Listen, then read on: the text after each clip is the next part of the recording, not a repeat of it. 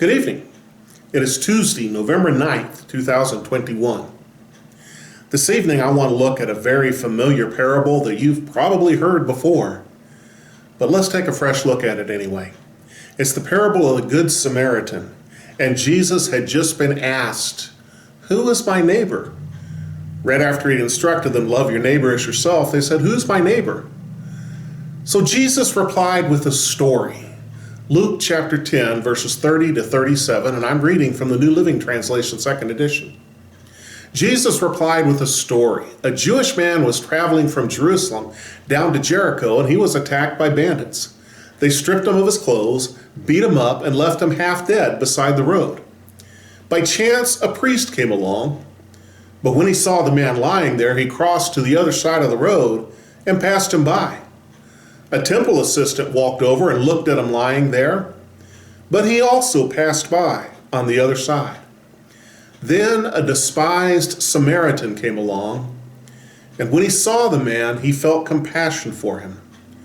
Going over to him, the Samaritan soothed his wounds with olive oil and wine and bandaged them.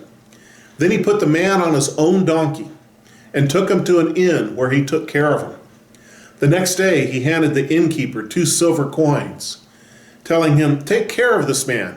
If his bill runs higher than this, I'll pay you the next time I'm here." Now, which of these 3 would you say was a neighbor to the man who was attacked by bandits? Jesus asked. The man replied, "Well, the man who showed him mercy." Then Jesus said, "Yes. Now go and do the same."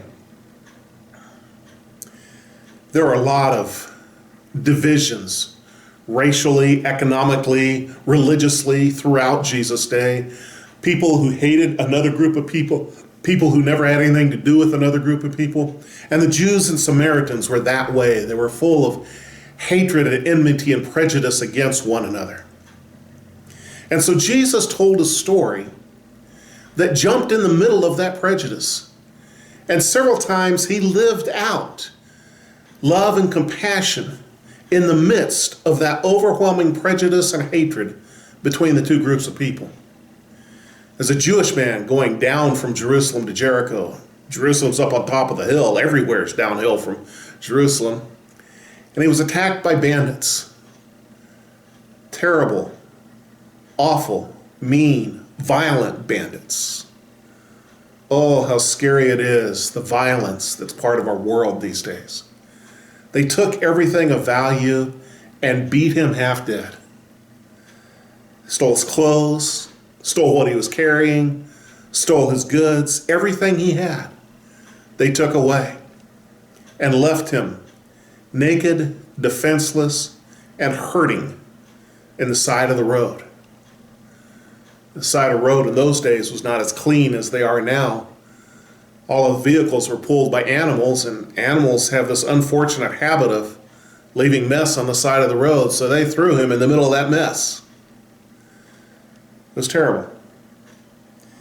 And then a priest comes by.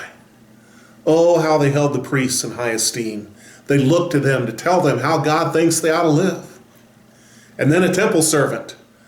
Boy, he's not a priest, but he's right up there with the priest. He's at the temple every day, and he ought to know what God wants.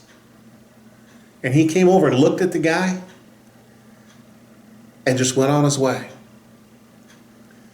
Then the despised Samaritan came by.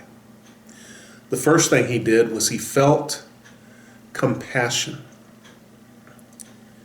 He felt for the hurt man. And then he took actions to care for the hurt man.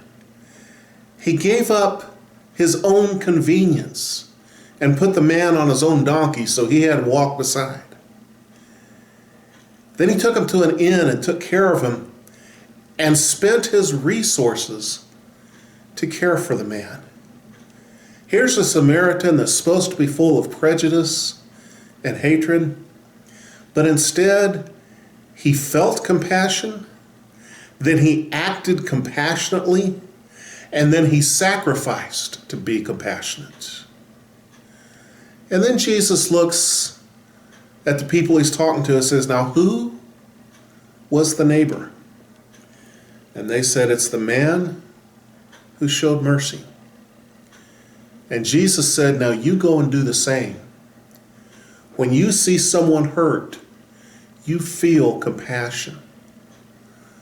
Oh, how compassion is becoming so much missing in this world today, where we can see the hurt and pain of others and self-righteously go, it serves them right, instead of actually feeling compassion for those who hurt or are sick. We need to feel compassion, but not just feel compassion. We need to do compassion.